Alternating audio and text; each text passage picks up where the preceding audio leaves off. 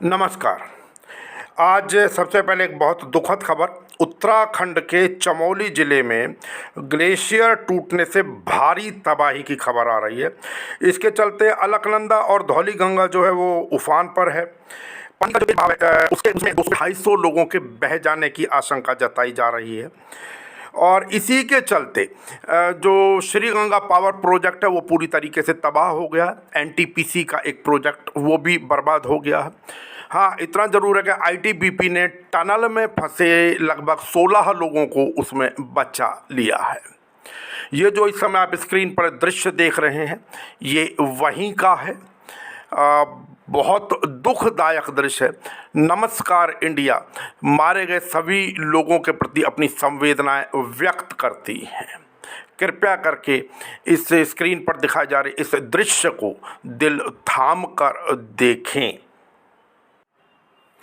इस बीच मुख्यमंत्री त्रिवेंद्र सिंह रावत ने एक ट्विटर पर अपना संदेश दिया है, जिसमें उन्होंने कहा है कि पानी के बहाव की स्थिति से साफ है कि बाढ़ की संभावना बहुत कम है। हमारा विशेष ध्यान सुरंगों में फंसे श्रमिकों को बचाने और हम सभी प्रयास कर रहे हैं इसके लिए। इस आपदा में हताहत हुए लोगों के प्रति एक बार फिर से संवेदना व्यक्त करता है और आप सबसे अपील करता है कि कृपया संयम बनाए रखें और इधर उधर के ज़्यादा वीडियोस आदि को पोस्ट ना करें।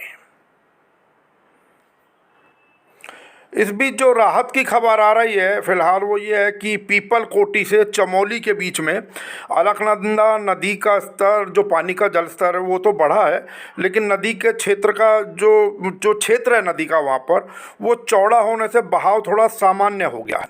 और जो उत्तराखंड के मुख्यमंत्री हैं त्रिवेंद्र सिंह रावत, उन्होंने मरने वालों के परिवार को 4-4 लाख रुपए की मदद देने का ऐलान भी किया है।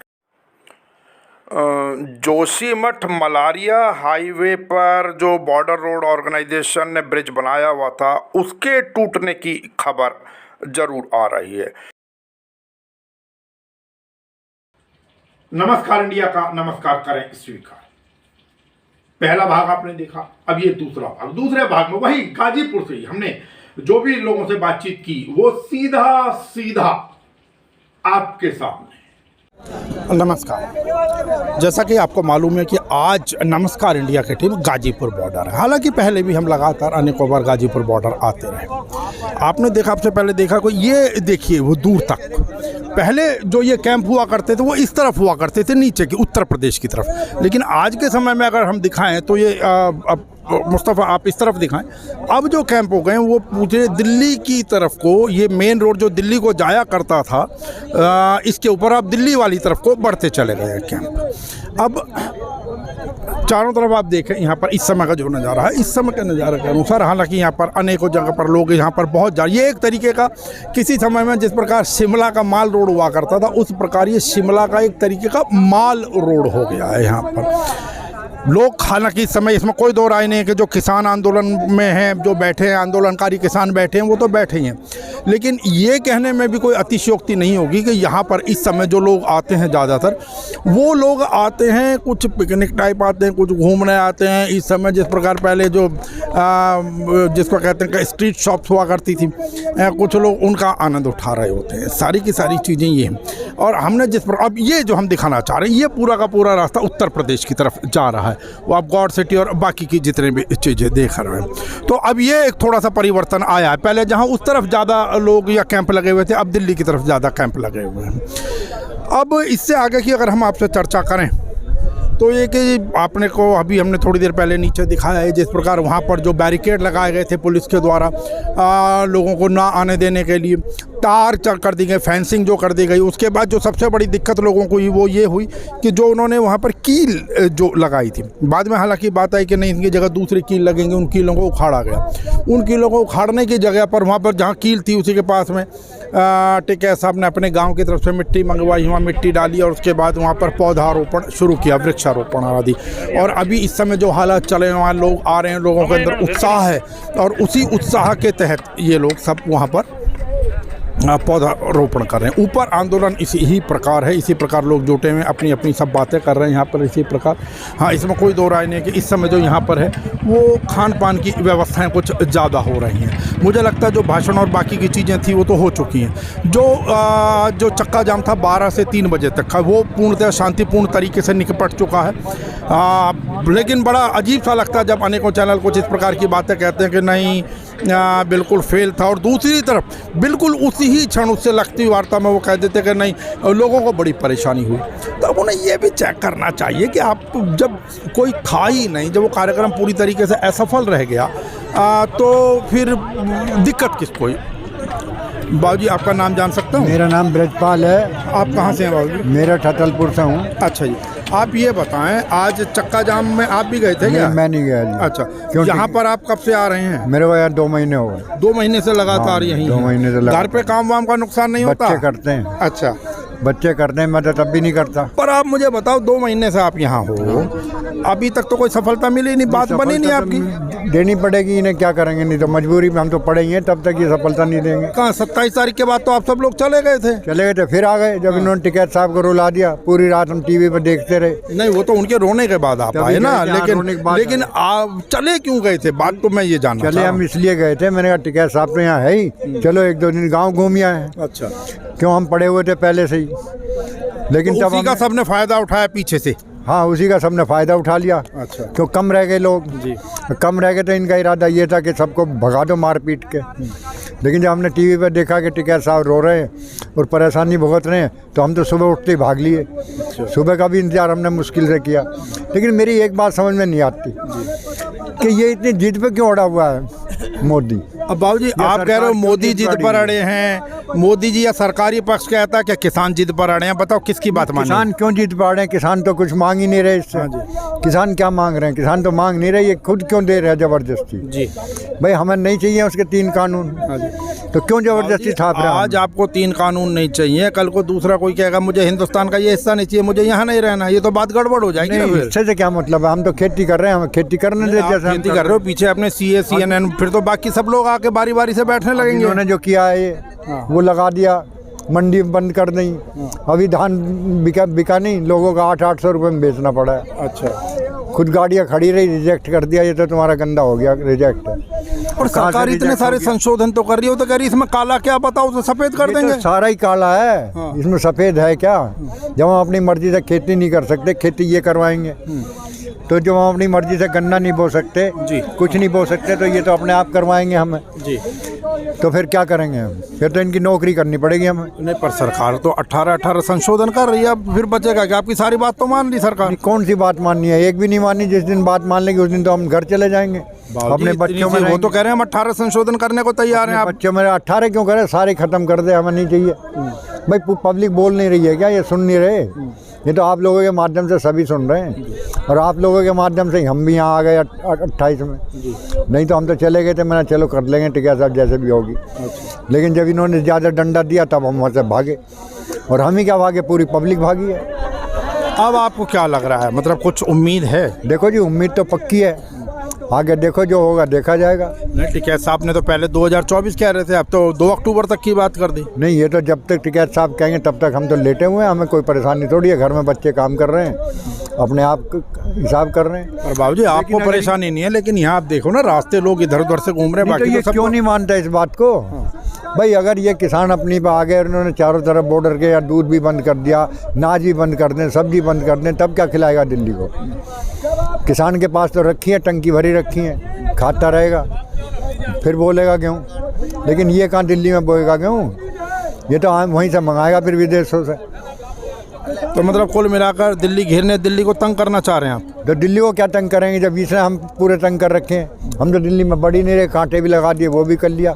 हमारे तो यहीं से बात मांग ले, हम चले जाएंगे वापस। तो आज कांटों की जगह पर आज तो आप लोग वहाँ फूल बो रहे हैं जहाँ कांटे उगाए थे सरकार ने। हम तो फूल ही बोएंगे, हम कांटे नहीं लगाएंगे, हम तो फूल ही बोएंगे। हमें तो आदत है फूल बोने की। मतलब एक समय था आज़ादी से पहले जब नेताजी सुभाष चंद्र बोस कहते थे कि तुम मुझे खून दो मैं तुम्हें आज़ादी दूंगा। अब आप क्या कह रहे हैं कि सरकार तुम्हें कांटे दे, आप उन्हें फूल देंगे? मुझे फूल दे ही रहे हैं, वो कांटे गाड़ रहे हैं, हम फूल बो रहे हैं उन्हीं पे। इससे आगे ये तो आज आगाज़ था, अंजाम क्या होगा उसका मुझे ये बताओ। देखो जी, अनजान का तो किसी को किसी का पता नहीं क्या होगा, कल क्या होना क्या नहीं होना किसी को क्या पता है। नहीं, यूँ तो आपके मन में नहीं है कभी आज आप फूल बो रहे हो, कल को आप गेहूं भी बोने लगा हुआ। बो सकते हैं हम तो सब कुछ कर सकते हैं। ये जन सैलाब है, इन्होंने तो मोदी को बनाया झूठ बोल के इसने के लिए 15,000 लाख आएंगे तुम्हारे खाते में। 15 लाख तो क्या 15 पैसे नहीं आए। जो भी देता है वो अपनों को ही दे दे, हमें तो कुछ पूछना ही नहीं। बैंक लोन देगा, पहले हमारी ज़मीन गिरवी रख लेगा, तब जाकर हमें लोन देगा, उस पर भी ब्याज ठोक देगा। आप सुनिए, आप गुनिए, आप बुनिए और अपने अपने अनुसार उनका विश्लेषण कीजिए। देखो, ऐसा है, संशोधन जो किया है ये, अगर एक काला कानून जो लाए हैं मोदी जी, अगर काला कानून ना होता तो 18 संशोधन किए कैसे होता, किए ना। तो जो लाए हैं कानून, अगर इसको समझा जाए तो एक तरफ सही भी है, ना समझा जाए तो एक तरफ गलत भी है। तो इसको जो है संशोधित भी किए हैं 18 को। जी चलिए, हम देखिए अभी यही चर्चा कर रहे थे कि जो कह रहे हैं कि काला कानून, इसके अंदर काला तो बताएं काला क्या है। काला वही है मंत्री जी जो 18 संशोधन आप लोगों ने करने का प्रयास किया, या आपने जो घोषणा की कि हम 18 संशोधन करने को तैयार हैं। यदि वो काले ना होते तो क्या आप उसके अंदर संशोधन करते या करना स्वीकार करते? आज ही आए हैं या आते रहते हैं? पहले रहते हैं हम तो बराबर। आते जाते रहते हैं किसानों के समर्थन के अंदर। जी हाँ, जी हाँ। अच्छा, एक बात बताएं, आप क्यों हट पर अड़े हैं जब सरकार तो कह रही है हम इतने संशोधन करने को तैयार हैं? वो बिल्कुल कुछ भी नहीं है, वो सब झूठ है उनका, जो भी कुछ कह रहे हैं सब झूठ ही बोल रहे हैं। नहीं तो सरकार कह रही है ना कि आप इसके अंदर ये बताएं कि इसमें काला क्या, वो काला तो आप बताएं ना सरकार को कम से कम। सरकार बताए इसमें सफेद सरकार बताए उसमें सफेद है क्या। और ये तो आप सवाल के जवाब में सवाल कर रहे हैं। अगर सरकार कह रही है कि भाई काला क्या, तो आप बताएं ना उसको। मान लिया हमें वो लड्डू दे रहे हैं और लड्डू हम नहीं खाना चाहते, तो हमें कोई झिंगी से क्यों खवा लिया, भाई लड्डू वापस करो इसको, हम तो नहीं खाना चाहते। बाबू जी, आप नहीं खाना चाहते, कुछ तो लोग होंगे जो खाना पसंद करते होंगे। आज आप एक चीज़ को मना कर रहे हैं, कल को कोई दूसरे लोग आ जाए कि हमें ये वाली चीज़ नहीं चाहिए, तो ये तो फिर इसी प्रकार सरकार जो है कानून रद्दी करती रहेगी। मान लिया अगर जहर का लड्डू दे दिया जा तो उसे जरूरी खाना। आप इसको जहर का लड्डू बता रहे हैं? लड्डू ही जहर का लड्डू। हाँ अच्छा चल, बच्चा बोलेगा। क्या नाम बेटा आपका? तेजस। तेजस, आप कहाँ से आए हैं? बीबी नगर से। आपका तो पढ़ाई का नुकसान हो रहा है, अब यहाँ क्या करना है?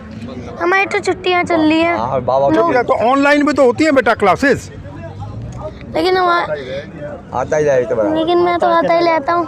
आते रहते हैं आप। देखिए ये है बच्चों का, अच्छा दादा पोते हैं ये देखिए दादा पोता बच्चे। देखिए मैं इसलिए पूछना चाह रहा हूँ, कोई दिक्कत नहीं है। आपको याद होगा 2011 में अन्ना आंदोलन हुआ था। अन्ना आंदोलन के अंदर ये बच्चा तो बड़ा, कौन सी क्लास में बेटा आप? 3rd। ये बच्चा 3rd में है। लेकिन हमने देखा था, और आप लोगों को अगर किन्हीं को याद हो, उस समय अखबारों के अंदर और टीवी के अंदर जो फोटो या तस्वीरें या वीडियोज आते थे, 3-3, 4-4 साल के बच्चे जिन्हें ये नहीं पता था कि भ्रष्टाचार होता क्या है।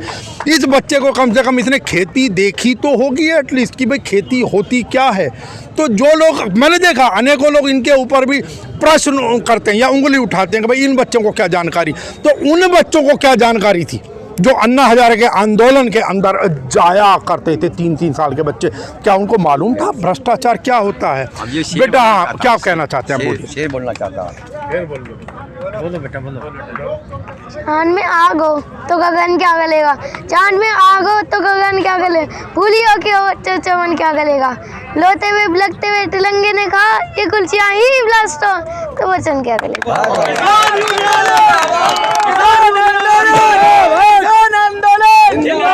देखिए कुल मिलाकर ये बच्चों के भाव होते इस प्रकार के। ये छोटा बच्चा बेशक है, लेकिन कहीं तो आग है। खेती तो कहीं ना कहीं देखता है, परिवार के लोग आस से पास से माहौल से और आते हैं। और ये सबसे बड़ी चीज़, इसमें कोई दो राय नहीं है कि ये बेशक बच्चा आंदोलन में या धरना स्थल पर ना बैठता हो, लेकिन आना ये भी एक कहीं ना कहीं हौसला बढ़ाने के बराबर होता है उन लोगों का। कब तक ऐसे ही बैठे रहेंगे? क्या बताऊँ, ये बढ़िया जाने क्या क्या कर रहा है, कब तक बैठे रहेंगे। हम तो इनके साथ हैं।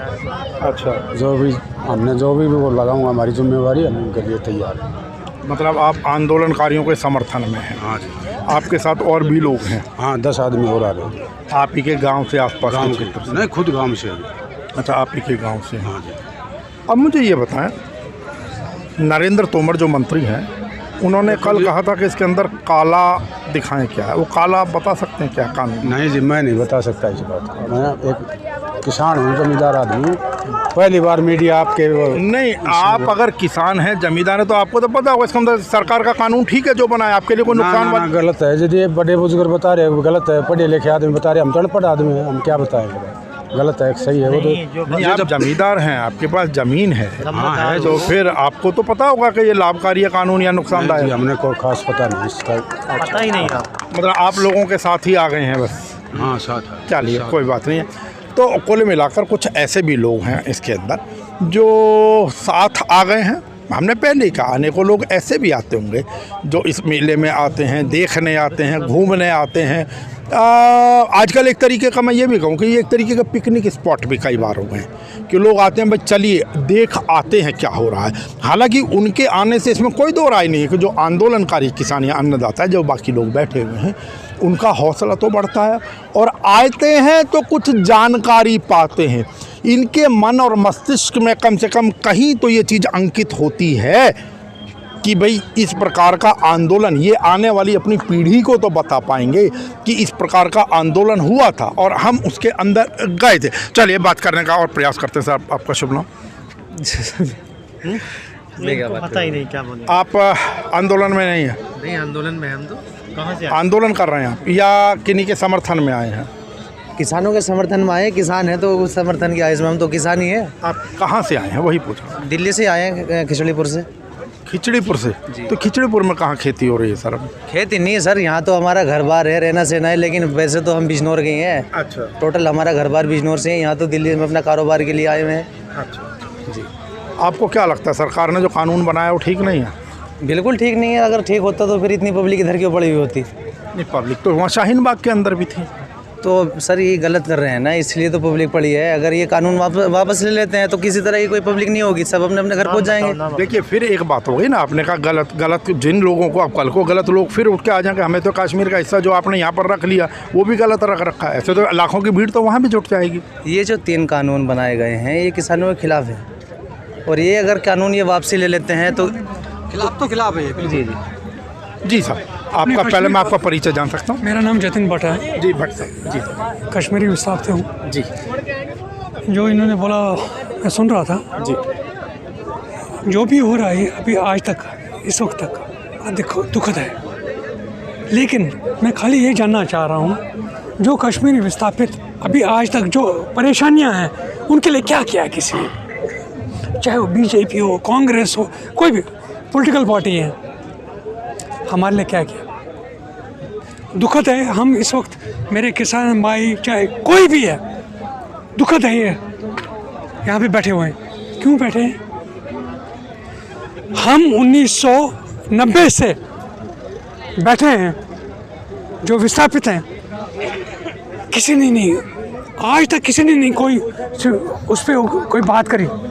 डॉक्टर साहब किसानों के लिए तो किसी और ने भी बात नहीं करी, किसानों ने अपने लिए खुद बात करी। तो अब मैं अगर वहाँ पर आ जाऊँ तो हाँ, फिर मैं बोलूँगा उसके ऊपर।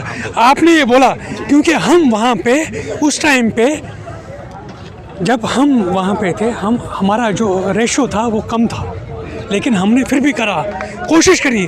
नहीं, यहाँ दिल्ली में जब या कश्मीर से जब आप लोग बाहर आ गए तो उन विस्थापितों ने भी क्या इसी ही प्रकार के आंदोलन जैसे किसानों ने अपने लिए बिल्कुल करा। अगर आपने नोटिस करा होगा, आपने देखा होगा जनता मंत्र कितने नोटिस किया है, कितनी कोशिश करी है, पर किसी ने नोटिस नहीं किया क्योंकि वोट बैंक नहीं है।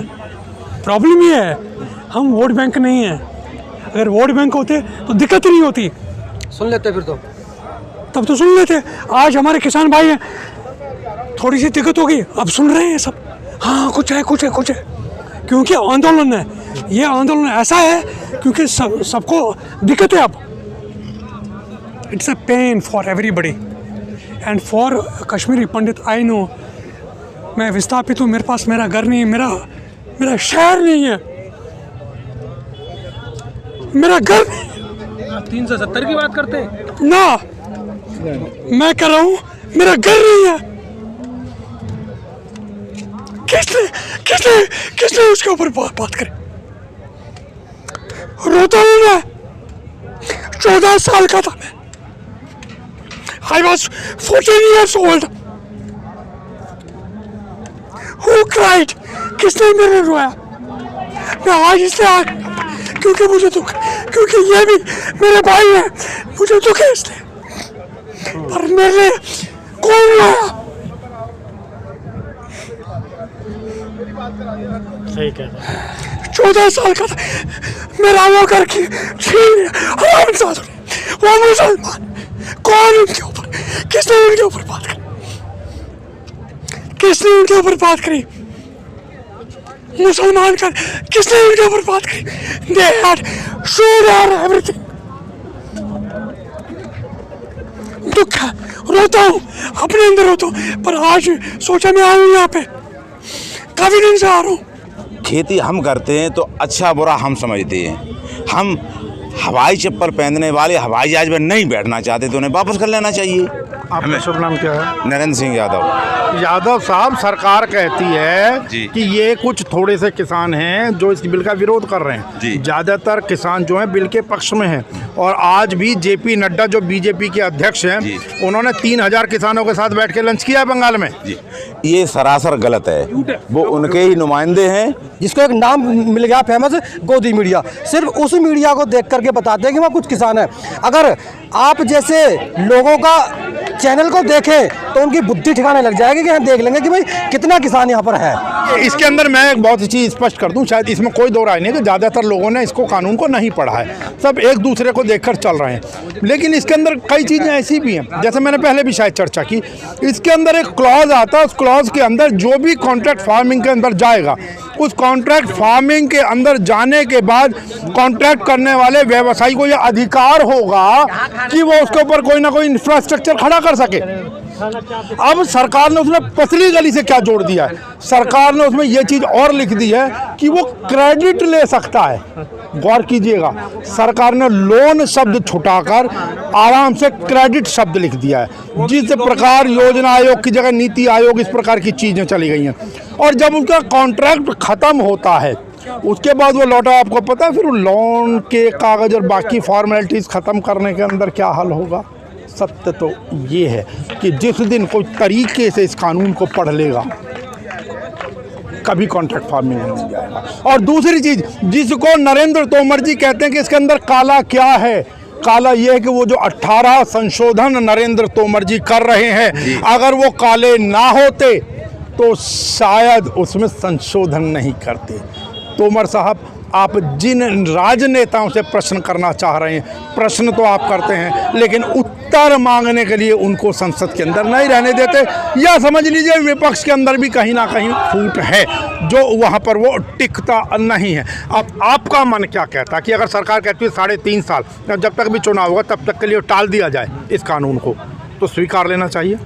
इन्होंने जितने भी वायदे किए सब झूठे ही रहे, तो अब हम इस वायदे को कैसे मान लें? बराबर मूर्खताई हम क्यों करते रहें? सब्सिडी थी, अब सब्सिडी बिल्कुल बंद है। जितने भी वायदे किए सब बंद है, झूठे ही होते रहे। अब तुम टाल दो। हम अगले साल जब तक प्रधानमंत्री का चुनाव नहीं होगा, हम तब तक यही चुनाव में लड़ेंगे और मरेंगे। हर हालत में प्रधानमंत्री, भले ही अगला प्रधानमंत्री चाहे जोन सा आएगा, तब तो बदलेगा।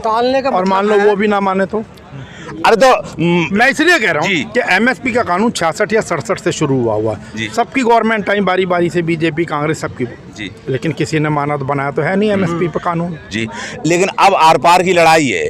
अब इसमें दो में से राजा मरे से प्रजा मरे। यही चुनाव जब तक नहीं होगा और अगला प्रधानमंत्री जब तक अच्छा नहीं होगा तब तक ऐसा ही चलता रहेगा। वापस नहीं जाएगा। किसी प्रकार का कोई संशोधन, कोई गुंजाइश नहीं है। हम किसी भी तरीके से मारने को तैयार हैं, लेकिन मानने को तैयार बिल्कुल नहीं है। न कोई आश्वासन मानेंगे आ रही है जी कि जब टिकैत साहब ने पिछली सरकार में आंदोलन किया था और उस समय माननीय राजनाथ सिंह जी उनके पास पहुंचे थे कि भाई ये हमारे भगवान है, अन्नदाता है और ये इन्हें तुरंत हमारे पास भेजो। और उन्होंने कहा था खुले मंच से कि भाई सरकार कोई भी हो उससे फर्क नहीं पड़ता, लेकिन ये हमारे आदमी, हम इनकी बात को सुनेंगे।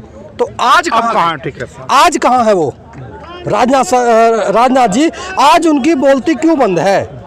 कारण क्या है? ये कहीं ना कहीं सोचना पड़ेगा कि भाई कहीं ना कहीं ऊपर से बहुत बड़ा प्रेशर है जो इनकी बोलती बंद है आज। वरना एक बहुत बड़े किसान नेता रहे हैं वो भी, जिसमें मुख्यमंत्री थे उत्तर प्रदेश के। लेकिन समस्या ये है कि आपको क्या लगता है वो आपके हितैषी हैं? अब तो लगता नहीं है बिल्कुल भी, अब नहीं लगता। अगर होते तो अब से पहले बोल दो उनके कहीं ना कहीं बहुत अच्छे नेता बोल देते हो अगर होते तो। बहुत अच्छे नेता हैं वो। देखो ऐसा है, इतने अच्छे नेता हैं, लेकिन किसानों की बात जो है उन्होंने पहले डकैत साहब से की थी, उनकी बातें मानना चाहिए, आके मिलना चाहिए, बात करनी चाहिए। इससे क्या है, किसानों का मनोबल बढ़ेगा, इससे बढ़ेगा कि जो है किसान जो है तो अन्नदाता। फिर आपके लिए अच्छे कहाँ से रह गए जब वो आपके बीच ही नहीं आ रहे, आपकी आवाज़ नहीं उठा पा रहे हैं, आपका कोई भी आपका पक्ष नहीं रख पा रहे हैं कहीं पर भी। जो हमारा मुसीबत में साथ नहीं है, जो देखो अच्छा है ही नहीं, देखो अच्छे सभी हैं। देखिए विपक्ष में रहकर तो सब मीठी मीठी बातें करते हैं। आपकी मीडिया इतनी जगह जगह पहुंचा रही है, हर खबरें दे रही है, आप सबका बहुत बहुत आभारी हूँ। इससे में आपका चैनल इतना अच्छा चले, हम तो भगवान से ही कृपा करते हैं, भगवान आंदोलन जल्दी ख़त्म हो, किसान भाई हमारे घर पे जाएं, अपने अपने घर में रहें। कि जिसके दम पर खुशहाली और जो देता है हरियाली, बहुत बुरी हालत है ईश्वर या धरती के भगवान की, और टूटी माला ऐसे बिखरी किस्मत आज किसान की। इसीलिए आज हरियाली यहाँ पर उगा रहे हैं जहाँ पर कांटे बोए गए थे लोहे। जी जी कांटे बोए गए, जी जवाब दूंगा भैया, तसल्ली पकड़। देखो सरकार ने हमको क्या क्या न कहा, सब कुछ आपने सुना, मैं ज़्यादा उसमें नहीं जाना चाहता। उसके बाद में वो तार लगाए कि हम अपनी फसल को रखाने के लिए पशुओं के लिए भी नहीं लगाते, वो हमारे लिए कांटे बहें और हम बोते हैं फूल। हमारे लिए फूल के फूल हैं, उनको कांटे बन जाएंगे त्रिशूल। मैं ये कहना चाहता हूँ कि सरकार जो गतिविधियाँ किसान के साथ कर रही है, इसका खामियाजा आज न आज के दिन सरकार को झेलना पड़ेगा। आपको क्या लगता है कि जो आज आपके किसान और बाकी लोग बार बार ये कहते हैं भाई इलेक्शन में झेलना पड़ेगा, आपको लगता है कि तब तक जनता याद रखेगी इन बातों को? सर मैं तो एक ही बात कहना चाहूँगा, ये हम 4 मेंबर हैं, एक बेटा एक बेटी और 2 हम। अच्छा। और चौथे मोदी को दे दो, मेरे हिस्से में 8 बीघे ज़मीन आती है, हमें 5 को मोदी पाल कर दिखा दो ज़मीन उसके नाम, इतने आदमियों के नाम। एक चीज़ और कह दूँ आपसे कि मैं सदी भाषा में बोलता हूँ, चूँकि हमारे माननीय प्रधानमंत्री जी हमारे ही प्रधानमंत्री हैं, वो हमारे राजा हैं, हम उनके प्रजा हैं। उन्होंने करवाहट स्वयं पैदा की है। जब हमारे देश का किसान 150-200 शहीद हो गया तो एक संवेदना भरा ट्वीट तो कर सकते थे, अगर बाहर कुछ हो जाए तो तुरंत ट्वीट। एक चीज और, अब तो बाहर वाले भी आपके पक्ष में ट्वीट कर रहे हैं। हाँ देखो 2 चीजें, गांव क्या होगी? सुनो एक सेकंड, एक सेकंड ऐसा होता है भाई, गांव के लोग हैं हम, गांव में जब कोई बात होती है और वो मनती नहीं गांव वालों से, तो फिर आसपास के गांव वाले कहते हैं भाई मान जा और मना ही देते हैं। तो वो कर रहे हैं, ठीक है, उनकी अपनी ऐसी इच्छा है। अब कहती आपको क्या लगता है बेटा कि जो बाहर आप क्योंकि युवा हैं, मैं इसलिए पूछ रहा हूँ, और रियाना ने और ग्रेटा ने जो कुछ भी ट्वीट किए हैं, क्या उनको नहीं करने चाहिए थे? क्या ये भारत का आंतरिक मामला है वास्तव में? नहीं, भारत का आंतरिक मामला नहीं है। अगर भारत का गेहूँ जो किसान उगाता है अगर वो सिर्फ भारत में खाया जाए तो ये आंतरिक मामला, लेकिन ये पूरे वर्ल्ड में जाता है, तो ये आंतरिक मामला नहीं है। ऐसा नहीं है कि वहाँ के लोग रोटी नहीं खाते या वहाँ के लोग गेहूँ नहीं खाते, हर जगह के लोग खाते हैं, हर जगह को राइट है कि यार अपने हम लोग ट्वीट कर सकते हैं। आप एक बात बताओ मुझे, आपके जो भी क्रिकेटर्स थे, फिल्म स्टार्स थे, अब तक चुप थे, आप लोगों के पक्ष या विपक्ष में नहीं बोले। अब एकाएक क्या हुआ, रियाना और ग्रेटा के आने के बाद में उनके ट्वीट जारी होने लगे? सर देखो वो उनकी अपनी बात है, ठीक है, क्योंकि तो वाजिब समझते हैं। आप एक चीज़ बताइए, असल में मैं तो उस इंसान को सही मानता हूँ जो जब कोई किसी का साथ ना हो उस टाइम पे खड़ा हो, वो इंसान सही होता है, ठीक है। लेकिन अगर अब उनको दिखाई दे रहा 70-75 दिन बाद जब 200 लोग मर गए, 200 किसान मर गए, ठीक है, अब अगर उन्हें दिखाई दे रहा तो फिर भी कोई बात नहीं, लेकिन मोदी जी को दिखना चाहिए, वो ज़्यादा इंपॉर्टेंट जी। क्या कहना चाह रहा है? रोहित शर्मा तो बोल रहे जी, रोहित शर्मा तो बोल रहे किसानों के पक्ष में, इनका दर्द सुनो। क्या और क्या करे। अक्षय कुमार बोल रहे हैं, ये तो नाचने गाने वाले लोग हैं जी, इन्हें क्या पता क्या हो खेती, कैसे किसान परेशान है। उन्होंने खेती की चर्चा नहीं करी, उन्होंने तो बात ये कही कि जो रियाना जो विदेशी लोग थे या जब ये नहीं बोल रहे, ये उन्होंने जब आपके पक्ष में बोला तो उन्होंने ये कहा है आपके लोगों ने कि भाई सुनो चौधरी साहब, उन्हें ट्वीट नहीं करना चाहिए। जब ये अपने वाले नहीं बोलेंगे, ये तो घूसखोरी खा रहे हैं, तो मोदी तो सब डरे जी, ए टू जेड डंगा जितना भी है दुनिया में। बस आज अगर डर नहीं रहा तो वो किसान है और सब डर रहे। सही बात है। गोदी मीडिया होगी, सब अडंगा होगा, सब डर रहे इस टाइम मोदी से। तो फिल्म वाले तो डरेंगे, इनकी फिल्म रोक देंगे, रोक दिया हो गया इनका तो कैरियर खत्म। किसान का क्या करेंगे, हमने तो फसल बो रखी होगी, खावेंगे। वो जो विदेशी कलाकारों ने या एक्टिविस्ट ने आपके आपके पक्ष में करा, पर सरकार तो कह रही है भारत का आंतरिक मामला है, उन्हें नहीं बोलना चाहिए था। क्यों ना बोल रहे जी भाई, रोक लो ना। अमेरिका बराबर बोल रहे, रोक लो। चाइना बोल रहे, आज तो मैं भी खावे सबन खावे बोल लेंगे। एक बात बोले शर्मा जी भाई, मैं कह रहे विदेशी युद्ध देश का मामला, विदेशी क्यों आगे बीच में भाई। ये जब उनकी वो हार जीत की हो रही, अब की बार ट्रम्प सरकार, तो मोदी जी ने भी तो ये वहां जाके टांग अड़ाई। अगर मैं डाले तो क्या दिक्कत है, कोई दिक्कत नहीं है। रोटी के बदले रोटी छोटी, तो ऐसा नहीं है। आरएसएस वाले उनके लिए तो हवन करे।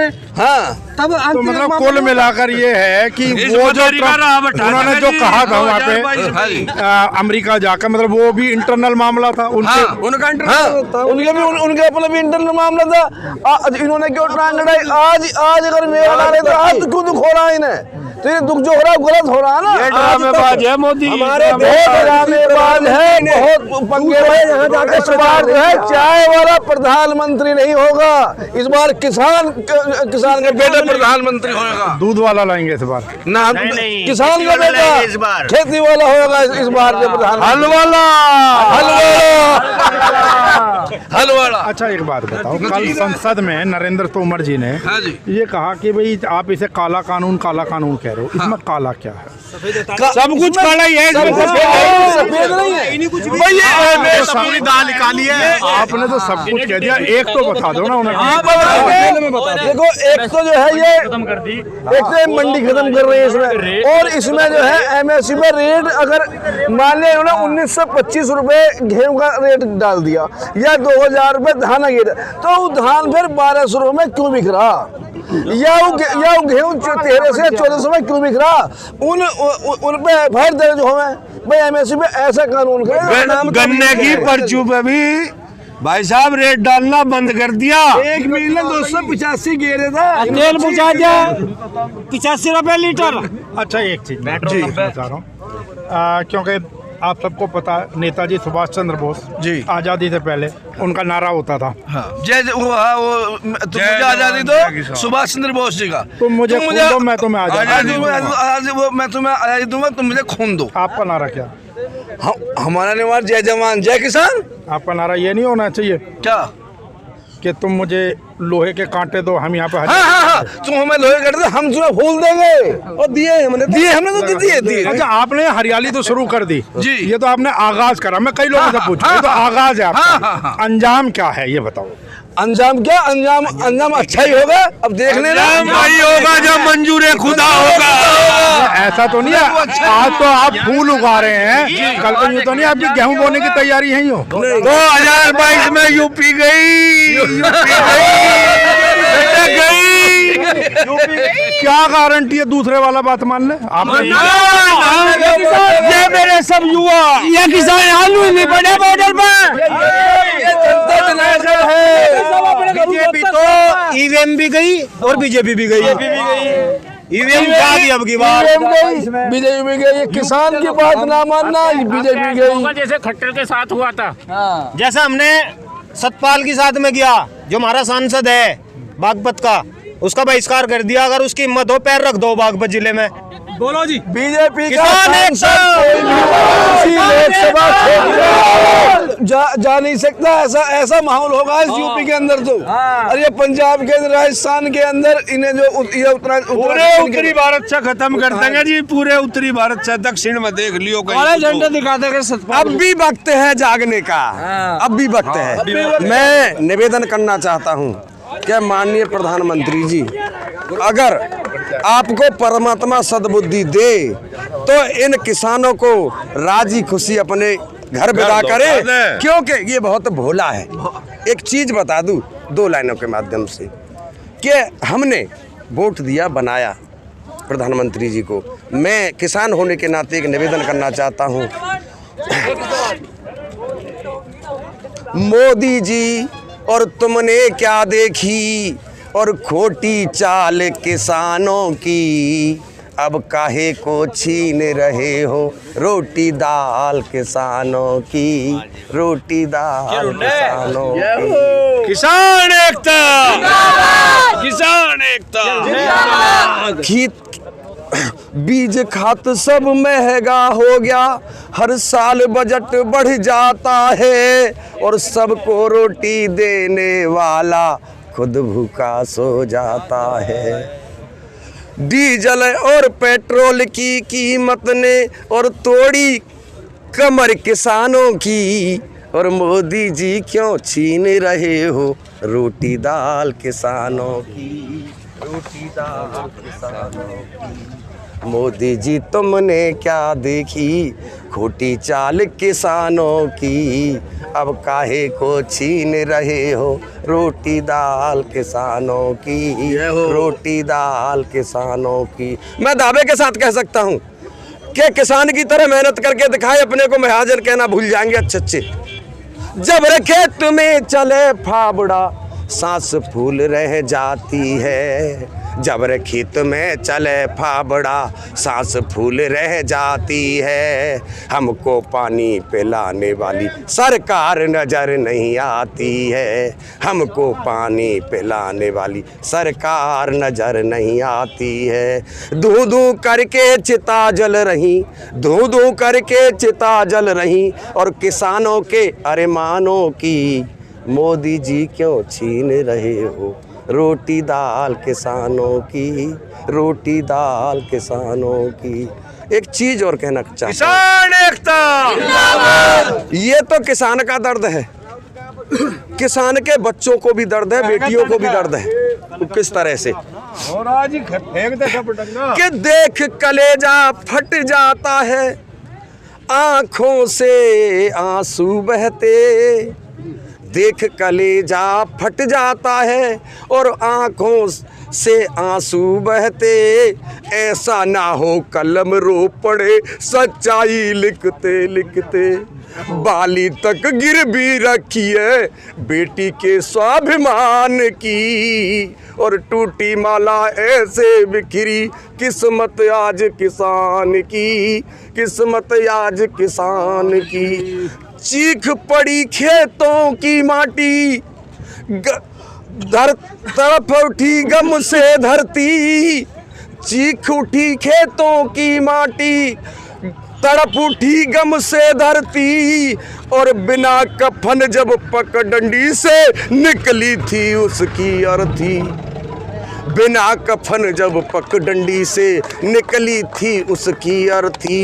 वही विदा हो गया, ये शहीद जो है वही विदा हो गया जिसे चिंता थी कन्यादान की, और टूटी माला ऐसे बिखरी किस्मत आज किसान की। तो मैं 4 लाइन जो है शहीदों के लिए मैंने 2 लाइन करी है। बहुत बढ़िया कवि। तो आज किसान की हालत जो है बहुत खराब है, बहुत दयनीय है। एक चीज और कहना चाहता हूँ कि जो अपने कंधे पर और खुद हल लेकर चलता है, जो अपने कंधे पर और खुद हल लेकर चलता है, आज उसी की कठिनाई का हल क्यों नहीं निकलता है। बिल्कुल। जिनसे है उम्मीद, जिनसे है उम्मीद, उन्हें बस चिंता हो मतदान की, और टूटी माला ऐसे बिखरी किस्मत आज किसान की। किसी को ये चीज बीजेपी विरोधी लग सकती है, किसी को ये चीज किसान विरोधी लग सकती है। विश्लेषण अपना अपना है। नमस्कार इंडिया का काम आपके सामने लोगों के विचारों को, आम जनमानस की धारणाओं को, आम जनमानस के विचारों को मंच प्रदान करना और आप तक पहुंचाना। देखिए, हमने यहां पर कमोबेश एक ही प्रकार के प्रश्न पूछे और जवाब सबके अपने अपने तरीके से अलग। हालांकि यहाँ पर बहुत सारे ऐसे भी लोग आए, हमने पहले भी कहा, अनेकों लोग ऐसे भी आ जाते हैं जो आसपास की कॉलोनी से आ जाते हैं, घूम रहे होते हैं, खा रहे होते हैं, पी रहे होते हैं, भीड़ में खड़े हो जाते हैं। कभी कभी उनका भी मन करता है कि भाई हम भी कुछ बोलें, तो वो भी बोल देते हैं। सुनते रहे। मैं Khoda colony, ward number 15, Mahendra Singh Gautam. हाँ गौतम साहब, क्या कहना चाह रहे हैं आप किसान आंदोलन के संदर्भ में? किसान आंदोलन में पूरा समर्थन है मेरा पूरी खोड़ा कॉलोनी में, मेरे ऊपर तो नहीं है पूरा खोड़ा कॉलोनी, लेकिन एक आवाज़ में पूरे खोड़ा कॉलोनी मैं अपने दम पे उठा सकता हूँ या किसान आंदोलन में। तो आप क्या कहना चाहते हैं बताएं। मैं ये कहना चाहता हूँ मोदी जी से, वो नौकरी कहाँ है जो 1 लाख थी या क्या थी सरकारी नौकरी चाहे प्राइवेट, वो कहाँ है? मेरी एक जब लॉकडाउन नहीं लगा था उस टाइम थी, आज की डेट में मेरी 20,000 सैलरी, जो आज रहेगी 20,000 सैलरी। कहाँ है मोदी जी? ये बताओ सैलरी कहाँ गई? वो खा गए बैठ के। और किसान आंदोलन जो किले की बात है, जब बॉर्डर सील करवाए जा रहे हैं, जो 26 जनवरी जो हुई थी, वो भी थे मोदी के भक्त थे, जो तिरंगा से अलग झंडा जो फहराया गया था, वो जो अन्नदाता थे हमारे तो नहीं थे, किसान आंदोलन वाले नहीं थे बिल्कुल भी। उसमें सारे के सारे देशद्रोही थे उसमें भी, जो अब वो कहते हैं कि किसान देशद्रोही हैं। किसान देशद्रोही नहीं है, तुम देशद्रोही हो जो अंडानी अंबानी को जो देश बेच के खा रहे हो, और बेच के तुम क्या सारी प्राइवेट में करते जा रहे हो, सरकारी बैंकों को प्राइवेट में करते जा रहे हो सरकारी से। किसान आंदोलन के लिए आप क्या कहना चाहते हैं सरकार से? किसान आंदोलन से मैं यही कहूँगा, बिल वापसी तो घर वापसी, यही होगा, और नहीं वापसी तो यही। ये मैं तुम्हारा पूरा समर्थन है, मेरा पूरा समर्थन है। गाजीपुर बॉर्डर से लेकर ये अपना खोड़ा कॉलोनी से गाजीपुर बॉर्डर बहुत लंबा है, इसमें भी गेहूँ बहुत हो सकता है। और लेकिन कभी किसान ये सोचे, पंजाब से भी बहुत सारा किसान है, यूपी का किसान इतना नहीं है जितना पंजाब का है किसान। वहाँ से जो धान आता है मोदी को खाने को भी नहीं मिलेगा उस चीज़ के लिए कि खाने को मिल जाए, वहाँ से बहुत ज़्यादा आता है धान, खाने को नहीं मिल पाएगा उन चीज़ को। तो कुल मिलाकर ये थी गाजीपुर से हमारी रिपोर्टिंग। दोनों हिस्से आपने देखे। अब कल मुलाकात होगी आपसे टीकरी बॉर्डर पर। तब तक अपने स्वास्थ्य का रखें ध्यान। नमस्कार।